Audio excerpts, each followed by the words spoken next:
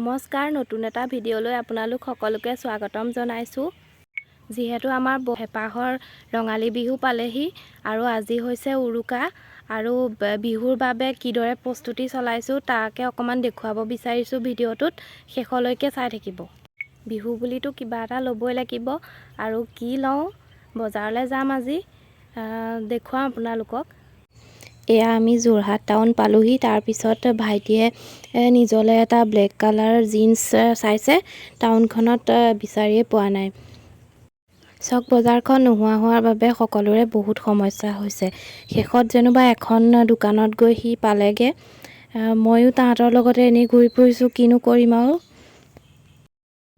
মোৰো ল'বলৈ আছে, ভাবিলোঁ তাহাঁতি লৈ লওক। তাৰপিছত গ'লোঁ এখন স্পীকাৰ দোকানলৈ। ভাইটিয়ে এটা স্পীকাৰ ল'লে। ইয়াৰ পিছত আমি পালোঁগৈ বিশাল। চাওকচোন, টি চাৰ্টৰ ছেকশ্যনটোৰ পৰা তাহাঁতি ওলাবই নোখোজে। ভাবিছিলোঁ মই একো কিনিবলৈয়ে নাপাম নেকি, শেষত যেনিবা পালোঁগৈ। মোৰ বেষ্ট ফ্ৰেণ্ডলৈ চব বস্তুৱে বিচাৰি পোৱা নাই, শেষত যেনিবা তাইও ল'লেগৈ ল'বলগীয়া বস্তুকেইটা। বস্তুখিনি কিনি হোৱাৰ পিছতহে মজাটো ওলাল। চাওকচোন, কাউণ্টাৰত কিমান ভিৰ পৰিছে। বিহু বুলি সকলো আহিছে বজাৰ কৰিবলৈ। অলপ সময় লাগিল তাতে। ইমানেই ভিৰ, তাতে গৰমটোও বাঢ়ি গৈছে। তাৰপিছত আমি পালোঁহি ঘৰ। বিহু বুলিতো কিবা এটা বনোৱা কাম আছেই। ঘিলা পিঠা বনালোঁ,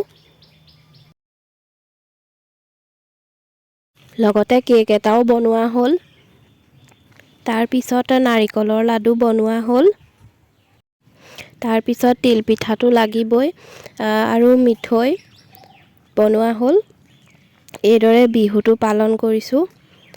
ভিডিঅ'টো যদি চাই ভাল পালে লাইক, শ্বেয়াৰ আৰু ছাবস্ক্ৰাইব কৰি দিব বুলি আশা কৰিলোঁ। আজিলৈ আহিছোঁ, ধন্যবাদ।